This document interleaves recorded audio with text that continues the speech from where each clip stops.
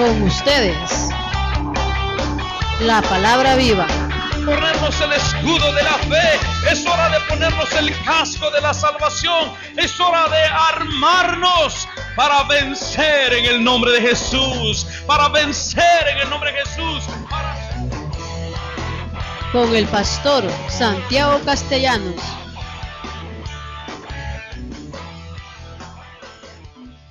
Hoy nos toca avanzar, bueno, no avanzar, yo digo que casi finalizar el capítulo número 13.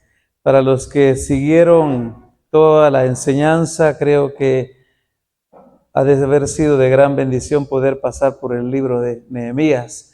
Y los que quieren volver a escucharlo, pues ahora en las redes sociales está quedando grabado para que puedan volver a analizarlo. Capítulo número 13 de Nehemías, vamos a encontrar a Nehemías haciendo reformas. Así dice de título en la Reina Valera, reformas de Nehemías.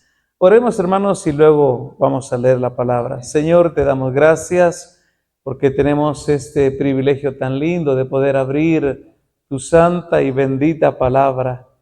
Gracias, Señor y Dios, por darnos esta bendición. Gracias por darnos este privilegio. Que tu nombre sea alabado y glorificado ahora y siempre y para siempre.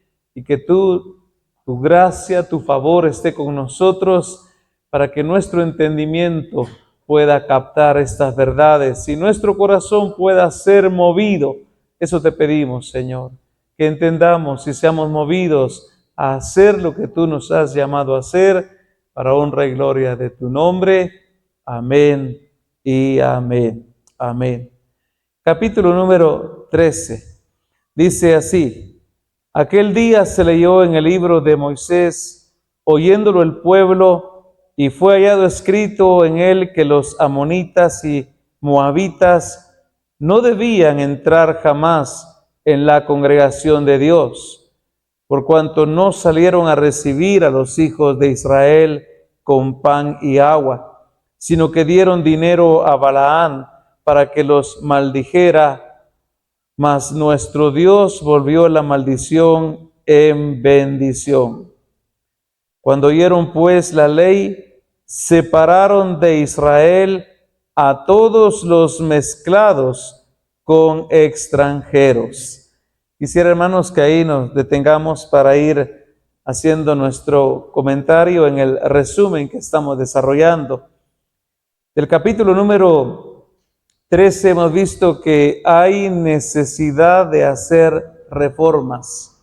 Continuamente hay que hacer reformas en la casa de Dios, en la iglesia, en nuestra vida. ¿Por qué hay necesidad de hacer reformas?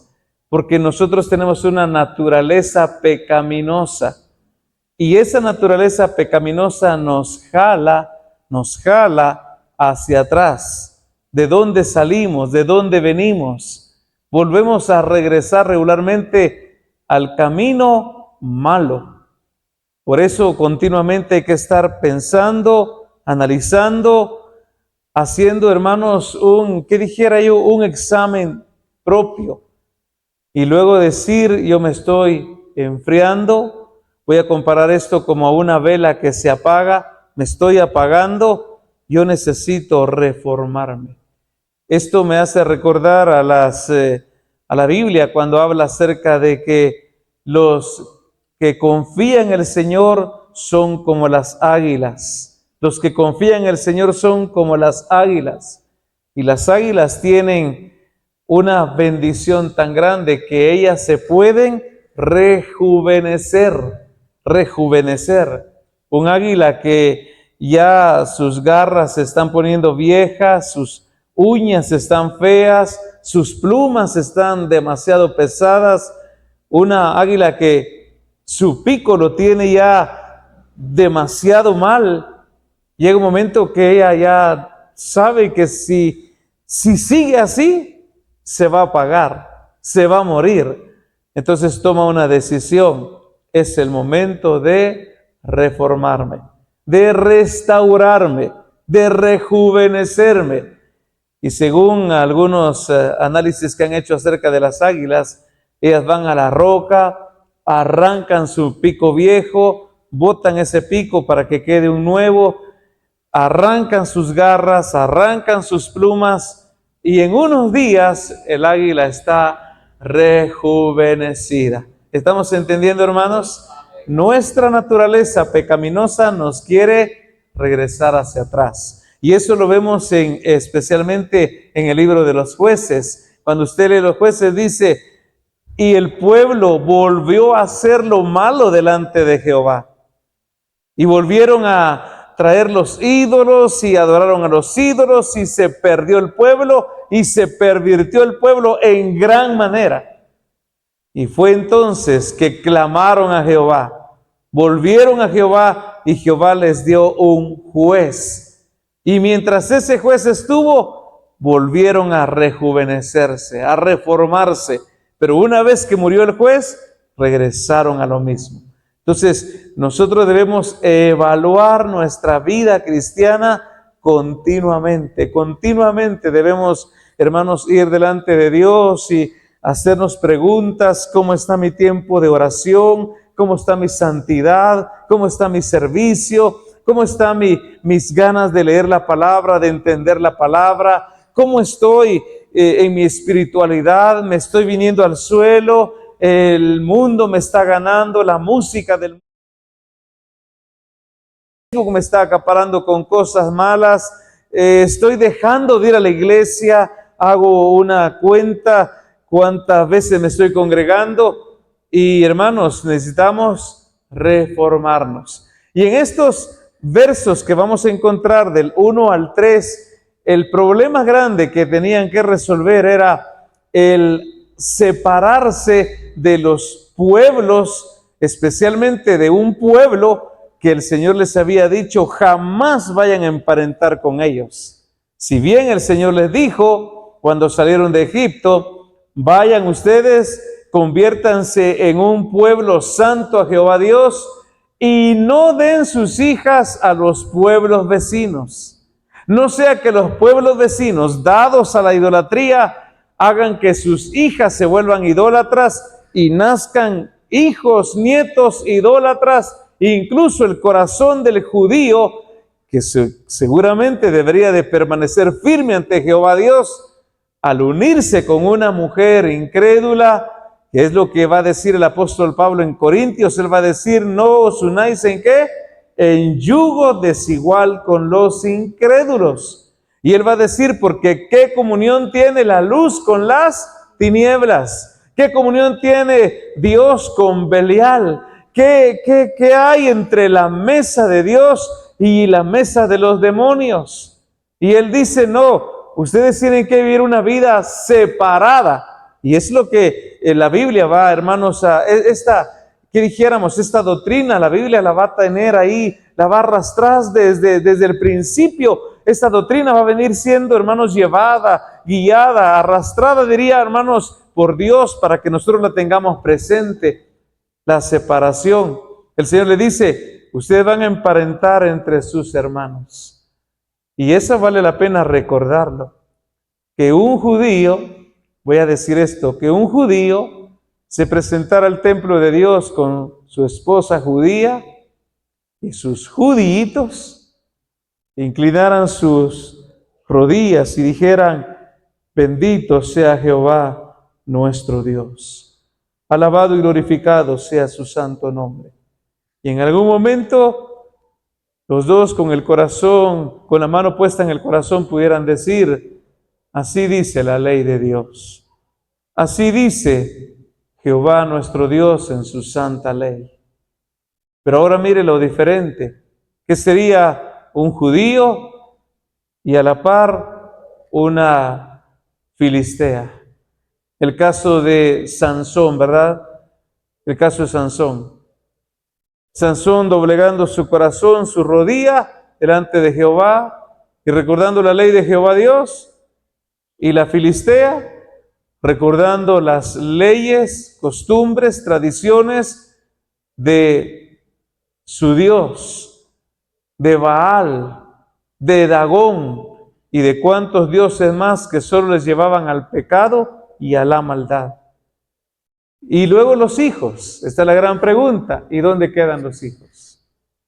¿Al son de quién van a bailar los hijos? Si hubieran tenido hijos Sansón y Dalila, ¿al son de quién hubieran bailado los hijos? ¿De un Sansón que podía levantar sus manos ante Jehová Dios y podía recitar la ley? ¿O de una Dalila que podía levantar sus manos ante Dagón, inclinarse ante Dagón, ante los dioses de los filisteos, de Acera, y ir tras todo ese pecado y toda esa maldad? Y los hijos un día ir al templo de Jehová Dios y otro día ir al templo de Dagón. Un día entrar al templo de Jehová Dios y en el templo de Jehová Dios, ¿qué era lo que estaba escrito en todas las paredes? Santidad a Jehová. ¿Cuánto dan gloria a Dios? Santidad a Jehová. Apartados del pecado, apartados de la maldad. Pero el día siguiente los niños iban al templo de esos dioses. Y en el templo de esos dioses dice que habían prostitutas. En el templo de esos dioses estaban bebidas embriagantes y se hacían depravaciones tremendas. Hermanos, la reforma dice aquí, vamos a separarnos. Mire lo que dice el verso número 3. Cuando oyeron pues la ley, separaron de Israel a todos los mezclados con extranjeros. Y aquí va a haber un problema para los que les gusta estudiar la Biblia.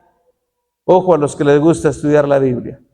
Aquí va a haber un problema que se lo van a llevar hasta los días de Jesús.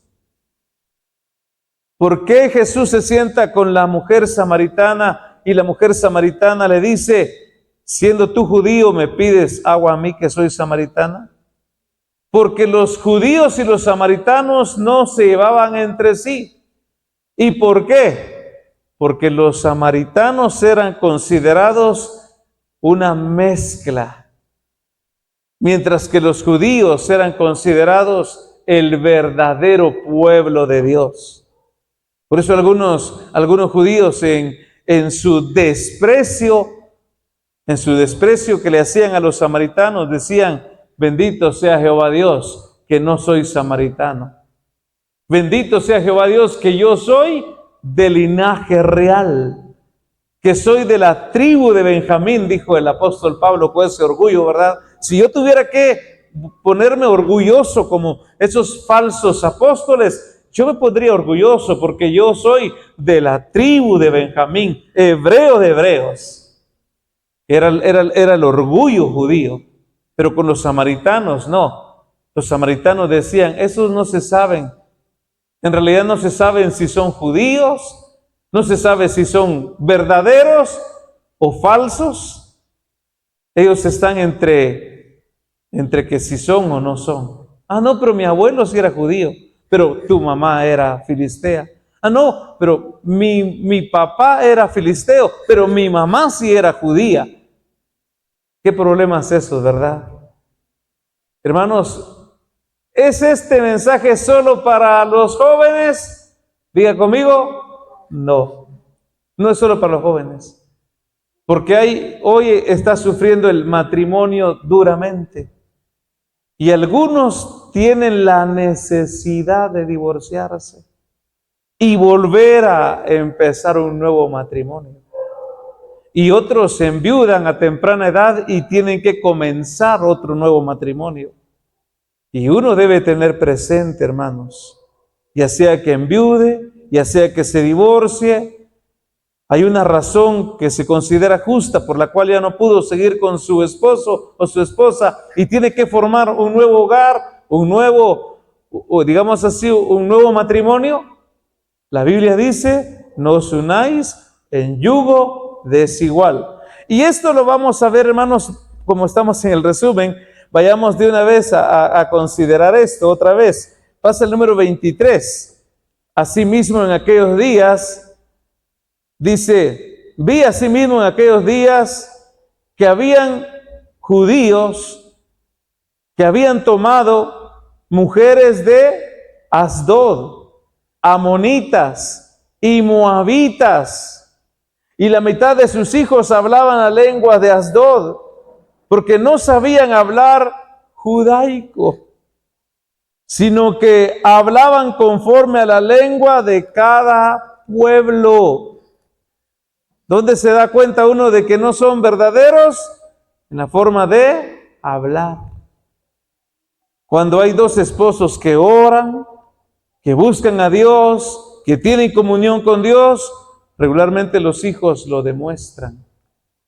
Hay dichos muy buenos y proverbios muy buenos para con nosotros que dicen que de tal tronco, tal astilla.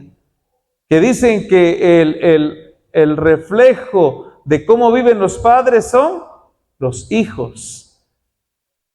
¿Y qué problema verdad? Que los hijos en su hablar fácilmente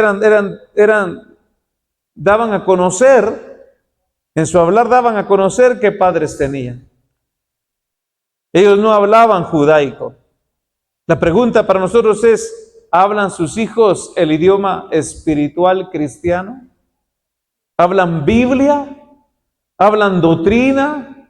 Así, papá, Proverbios dice en el capítulo número 1 y verso número 8, el principio de la sabiduría es el temor a Jehová. Así, mamá, yo lo he leído. Efesios dice, honra a tu padre y a tu madre. Es el primer mandamiento con promesa. Así, mire, papá, yo he entendido la Biblia también y no sé si usted me va a probar lo que le voy a decir, pero cuando yo leí el libro de los Salmos en el capítulo tal, el salmista dice esta y esta verdad. Ah, qué lindo, cuando un hijo habla judaico, habla como nosotros hablamos. Pero ¿qué cuando un hijo, y qué dirá la Biblia? Yo no sé nada. Porque mi mamá ni va a la iglesia. Lo único que va es mi papá. Mi papá ni va a la iglesia. La única que va es mi mamá. Hermanos, en la forma de hablar muchas veces se va a dar cuenta uno quién es y quiénes son. Y entonces dice aquí Nehemías, sino que hablaban conforme a la lengua de cada pueblo. Verso 25, y reñí con ellos y los maldije y herí a algunos de ellos y les arranqué los cabellos y les hice jurar diciendo, no daréis vuestras hijas a sus hijos y no tomaréis de sus hijas para vuestros hijos ni para vosotros mismos. Y aquí viene el recuerdo. ¿No pecó por eso Salomón, rey de Israel?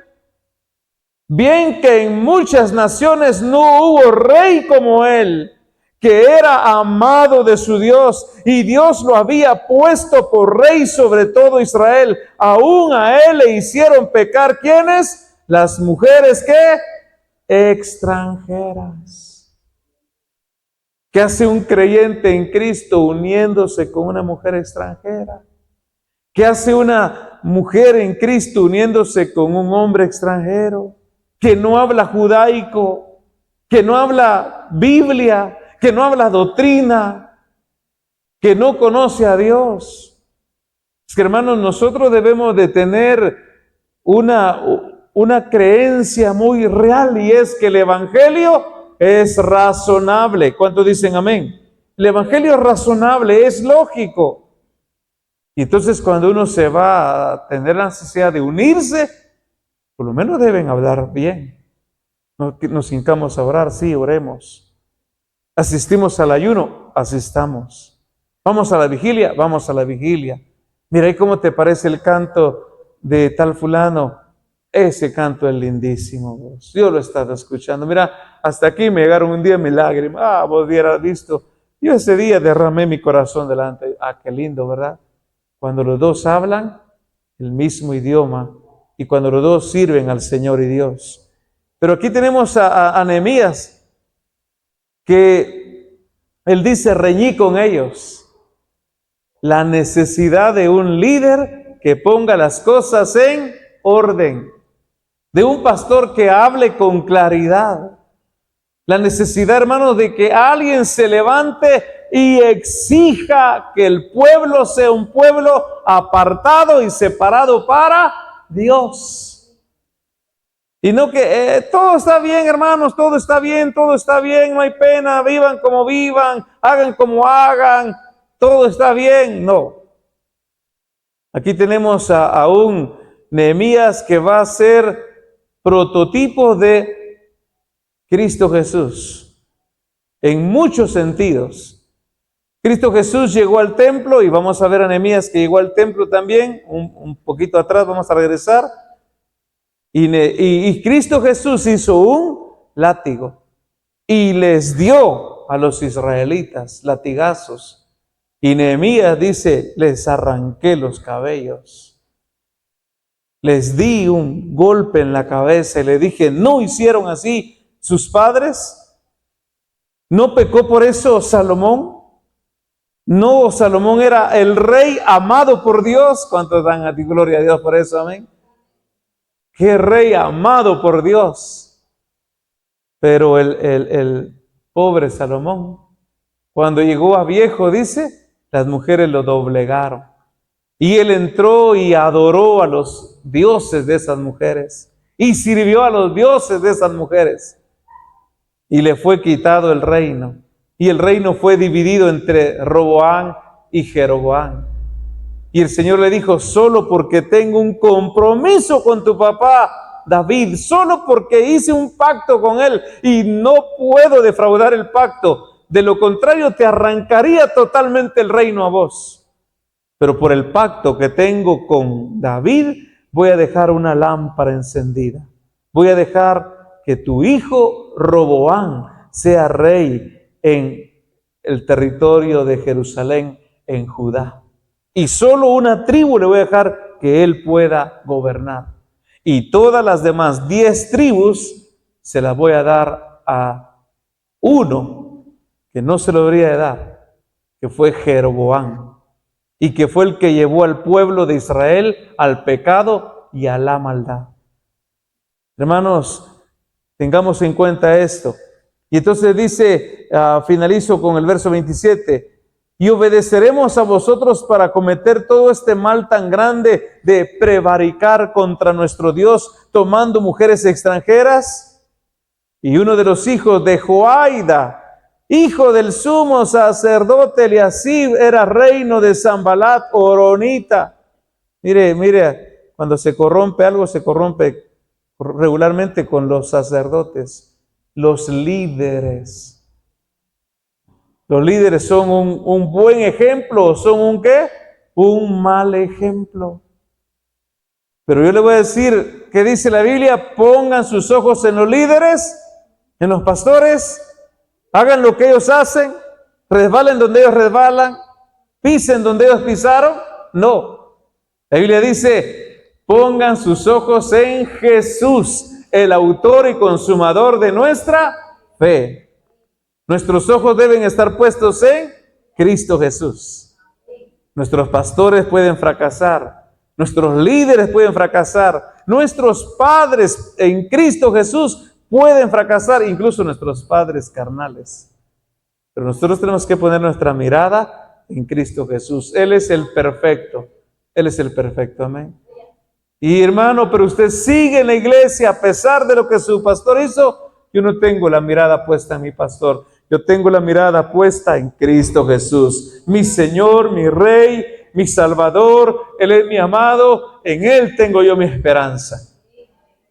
Lo que el pastor hizo tiene que entregar cuentas un día delante de Dios. Un día Dios lo va a juzgar.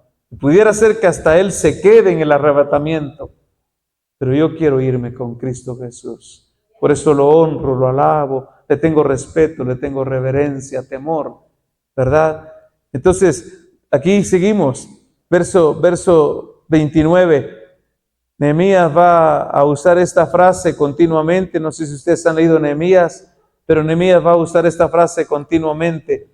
Acuérdate de ellos, Dios mío, contra los que contaminan el sacerdocio y el pacto del sacerdocio y de los levitas. Acuérdate de eso, Señor. Acuérdate de esos que hacen mal y guían al pueblo mal. Es que, hermanos, qué responsabilidad tan grande tiene el sacerdote, qué responsabilidad tan grande tiene el pastor, el obispo, el predicador, el siervo de Dios. Porque él es el que debe ir adelante marcando el paso. Él es el que debe ir adelante diciéndole al pueblo, síganme a mí. ¿Qué dijo el apóstol Pablo? Sean imitadores de mí como yo estoy imitando a Cristo Jesús. Por eso, hermanos, vale la pena que los primeros que se reformen y se restauren y se rejuvenezcan sean los pastores. Debemos estar haciendo un chequeo continuo, ¿verdad? Ya cuando empecé a los 40 años, empecé a oír de que hay que hacer chequeos continuos, y de repente pues uno va al médico y dice, examine mi sangre, quiero ver si estoy bien de azúcar. Examíneme el corazón, quiero ver si no tengo hipertensión. Examíneme cuántos exámenes. Y qué alegre, hermanos, qué alegre. Hace unos días fui a hacerme un chequeo grande, había una necesidad que me hiciera un chequeo grande. Y qué alegre cuando el doctor llegó, me dio la mano y me dijo, don Santiago, está bastante saludable. Sígase cuidando. Su corazón está re bien, su presión está re bien. ¿Ya desayunó? Sí, le dije. Y me eché un buen desayuno. Su azúcar debería haber aparecido bien elevada porque ya mucha caloría por haber desayunado. Pero su azúcar salió nítida, a pesar de que usted que ya se echó su buen desayuno. Me dio la mano y me dio una palmadita y me dijo, siga viviendo como está viviendo, coma bien, duerma bien, haga su ejercicio. Y yo salí ahí, bendito sea Dios, alabado sea Dios, amén. Pero si esos chequeos médicos los hacemos para sentirnos alegres, hay que hacer un chequeo espiritual, amén. ¿Qué tal si papá Dios dice, no, ya te creció una pata? No, mira, ya tienes una jorobota encima. Ya te estás torciendo totalmente. Ya un ojo ya se te está cerrando. ¿Y qué podemos hacer si detectamos que eso está pasando? ¿Qué dijo el apóstol Pablo antes de tomar la Santa Cena? A ver, ¿quién se recuerda qué dijo el apóstol Pablo? Cuando agarran el pan y la copa, ¿qué dijo el apóstol Pablo? Examínense. Hagan examen de conciencia. ¿Y qué dijo Juan el amado? 1 Juan 1:9. Si confesamos nuestros pecados, Él es fiel y justo para perdonarnos y limpiarnos de toda maldad. Pero no solamente necesita confesarse, necesita arrepentirse. Señor y Dios, yo me arrepiento de lo que he hecho. Agarro el pan, agarro la copa, Señor, me arrepiento y te pido de favor que no caiga otra vez en lo mismo. Hoy, Señor, renuncio a seguir viviendo como he estado viviendo. Dame tu gracia, Señor. Hermanos, aquí tenemos entonces. Luego dice el verso número 30. Los limpié pues de todo extranjero y puse a los sacerdotes y levitas por sus puestos a cada uno en su servicio. Ahí está Nehemías arreglando todo, haciendo la reforma. Los limpié. El pueblo de Dios debe ser un pueblo limpio. La santidad pertenece ¿a quién? Al pueblo de Dios. Y luego que cada uno trabaje en el servicio que le toca que trabajar. Verso 31, y para la ofrenda de la leña en los tiempos señalados y para las primicias. Y finaliza diciendo, acuérdate de mí, Dios mío, para bien. ¿Cuántos dan gloria a Dios por eso? Que Dios se acuerde de lo que yo estoy haciendo en favor de su obra. Esa oración deberíamos de hacerla continuamente. Los que estamos trabajando en la obra del Señor, levantar las manos. Acuérdate, Señor, de mi trabajo, de mi esfuerzo, de mi sacrificio. Acuérdate, Señor, de mi entrega en favor de tu obra. Señor amado, toma en cuenta cómo yo estoy haciendo la obra que tú me has pedido que haga. Acuérdate, Señor, del trabajo que estoy haciendo. Pero hay muchos que no pueden decir eso, porque no les gusta trabajar. Se está cayendo la pared, que se caiga. Se está apagando la luz, que se apague. Hay pecado y maldad, al fin y al cabo no soy yo, que lo haga quien lo haga. Miran, hermanos, que la iglesia se está echando a perder y se hacen ¿de qué? De la vista gorda. Sí, todos somos pecadores. Sí, yo también. El hermano así peca, a lo gran pecador que ando yo. Todos de la vista gorda y el pueblo se echa a perder. Pero aquí tiene que haber un Nehemías que diga, acuérdate, Señor, de mí. Acuérdate de lo que yo estoy haciendo en favor de tu obra y acuérdate para mi bien. Regresemos, hermanos, en nuestro resumen. Tengo unos minutos y cerramos. Pasemos a la segunda parte. Ya hemos visto que los separó, ¿verdad? Los separó. No os unáis en yugo desigual. Ahora el verso 4 en adelante nos va a hablar acerca del celo por la casa de Dios. Ya les di un anticipo de eso, ¿verdad? Les dije que aquí tenemos a un Nehemías que es tipo de Cristo Jesús. Y antes de esto, el sacerdote Eliasab, siendo jefe de la cámara de la casa de nuestro Dios, había emparentado con Tobías. ¿Se acuerdan quién era ese Tobías? A ver, algunos se recuerda cuando estudiamos en los primeros capítulos, ese Tobías era un enemigo que se había opuesto rotundamente a Nehemías. Tobías había hecho hasta lo imposible porque no se construyera el muro. Tobías era un vivo enemigo de los israelitas.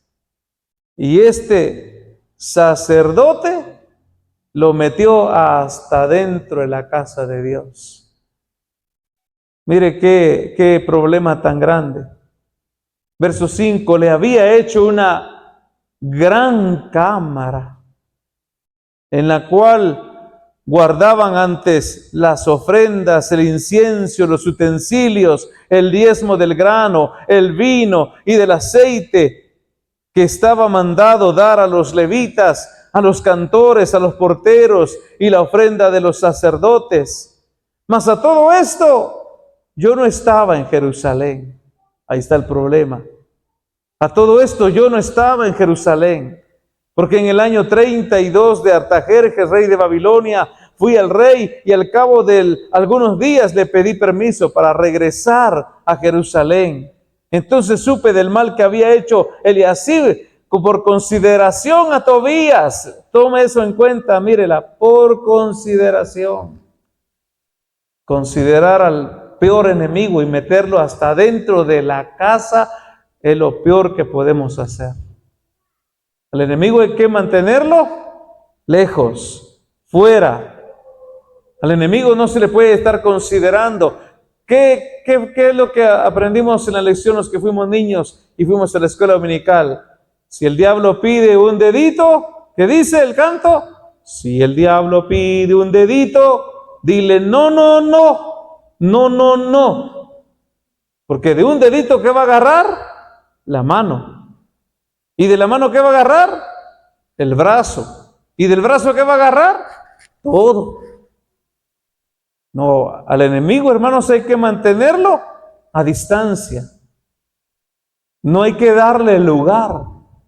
Pero este sacerdote hasta mandó sacar todo lo que era el aceite, el incienso, las ofrendas, y mandó limpiar la cámara, arreglarla, pintarla, y se la entregó al enemigo. Duerme aquí, en la casa de Dios.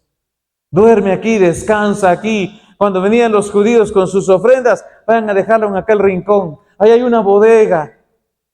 Porque ahí adentro está durmiendo el enemigo contentote. A veces, hermanos, puede ser que hubiera habido plata, ¿verdad? La Biblia no nos lo dice aquí. Pero podría ser que había habido plata debajo de la mesa. Que había habido negocios entre ellos.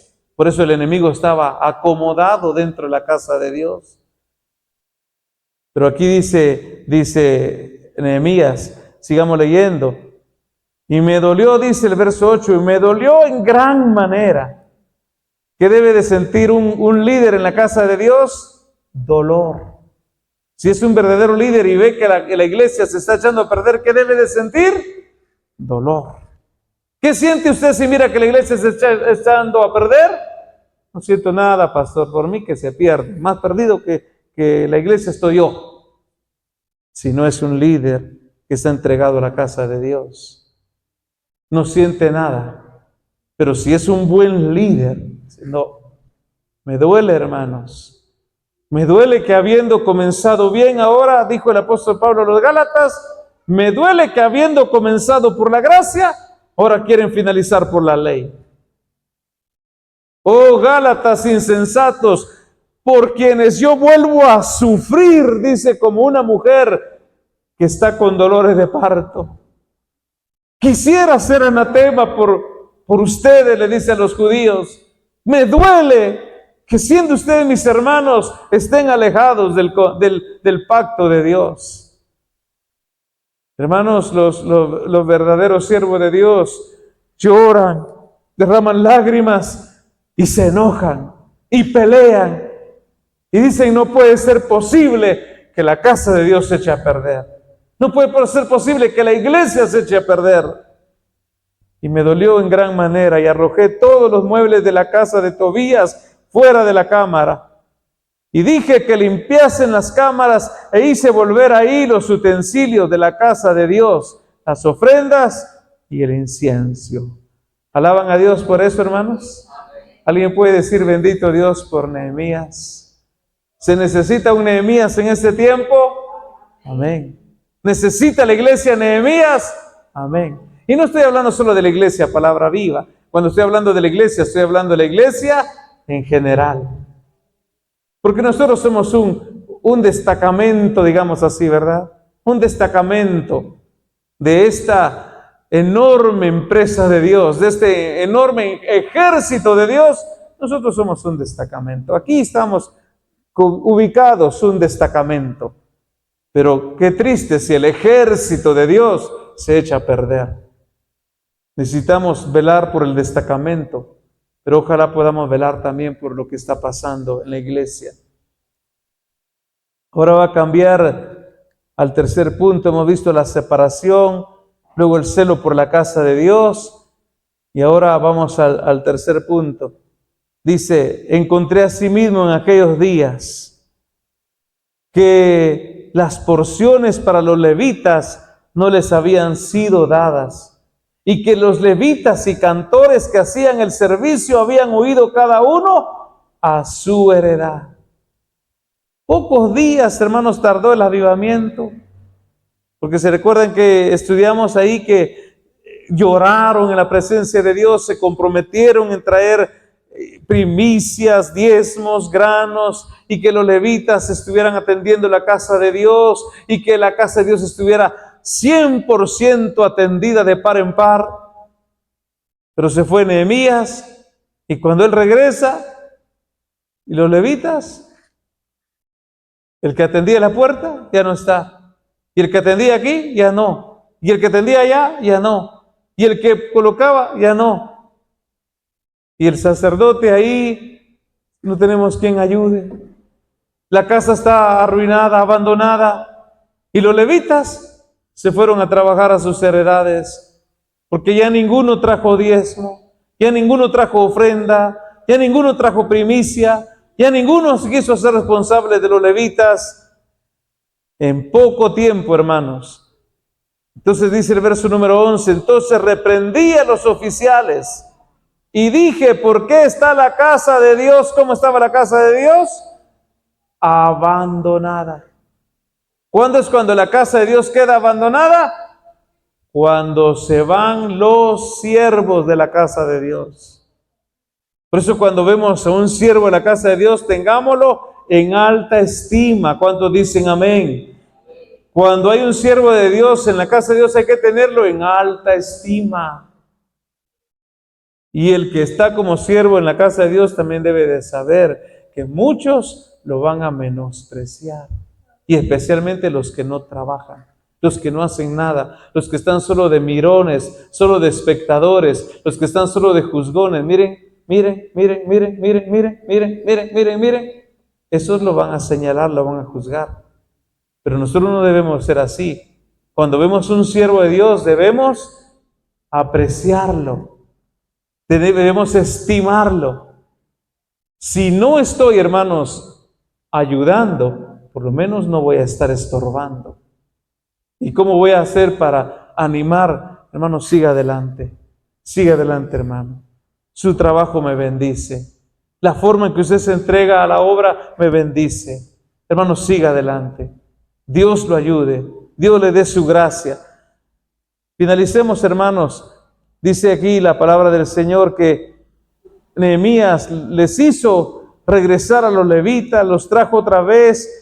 Verso número 14, acuérdate de mí, oh Dios, en orden a esto, y no borres mis misericordias que hice en la casa de mi Dios y en su servicio.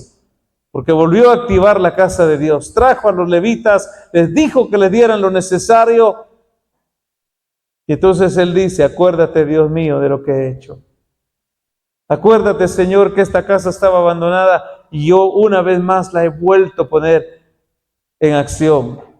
Y finaliza el verso 15 hasta el verso número 22, está la última de las divisiones, celo por el día de reposo.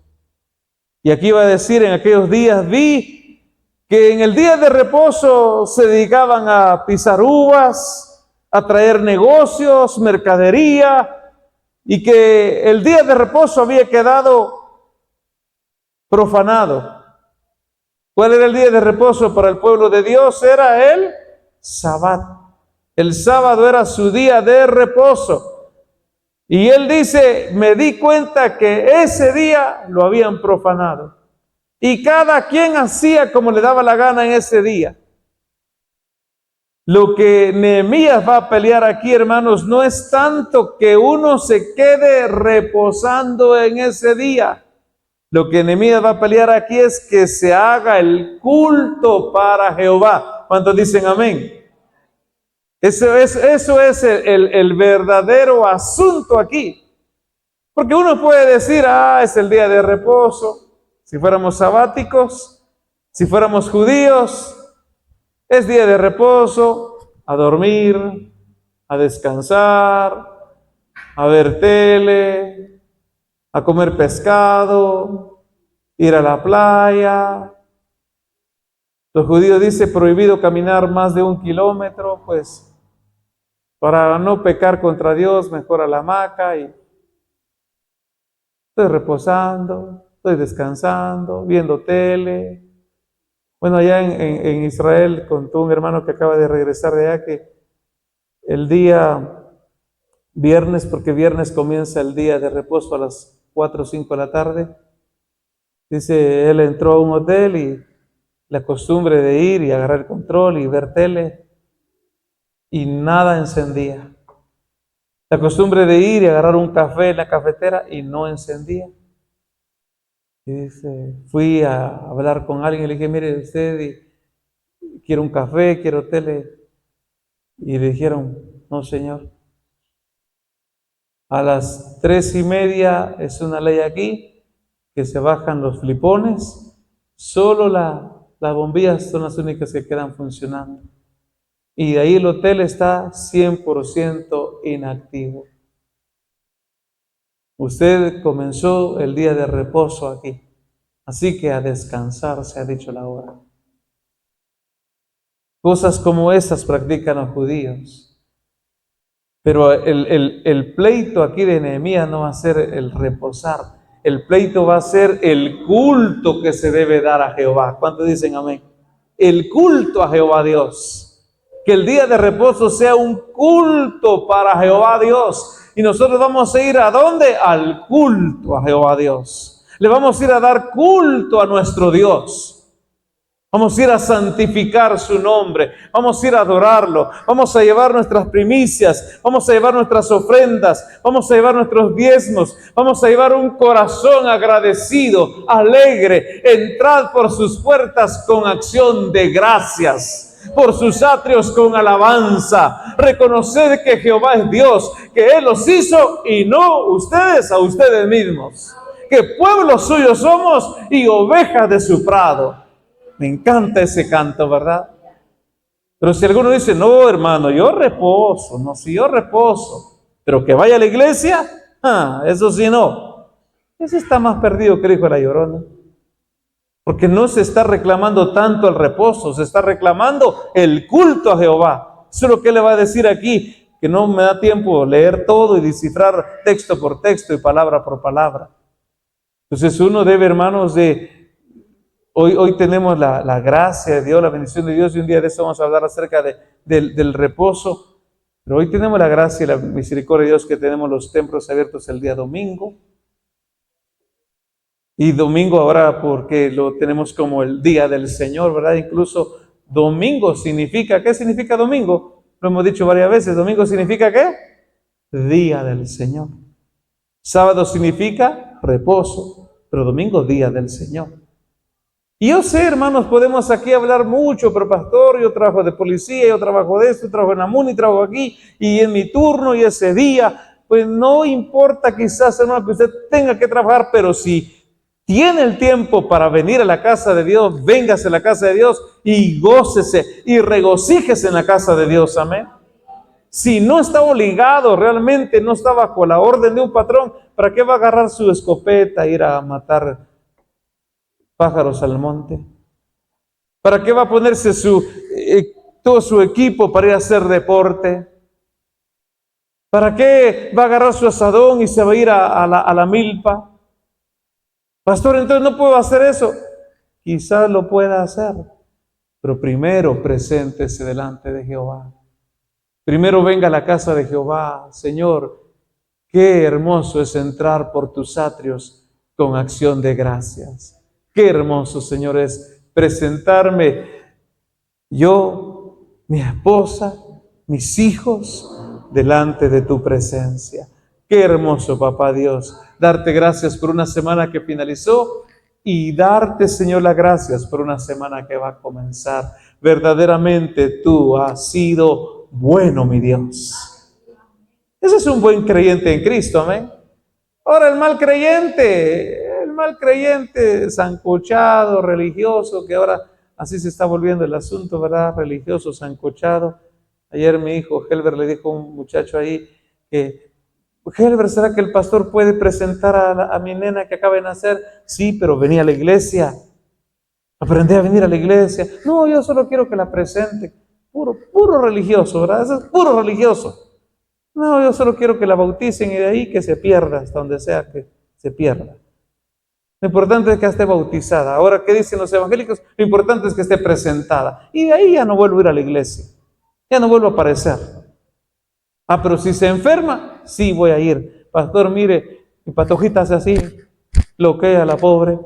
Por favor, ore, la traigo. Dejó de loquear, sí, ya no voy a la iglesia. Hermano, no puede ser así, amén. No debemos tener un corazón agradecido con Dios y decir, mientras yo tenga vida, voy a estar dándole culto a Jehová Dios en su casa. Oramos, Padre, te damos toda la honra y toda la gloria.